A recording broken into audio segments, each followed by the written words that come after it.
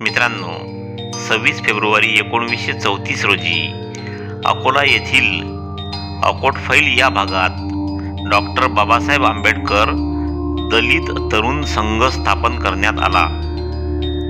26 February 1947 रोजी ॲटलीच्या घोषणेविषयी global वार्ताहराने doctor Babasaheb आंबेडकरांची मुलाखत घेतली।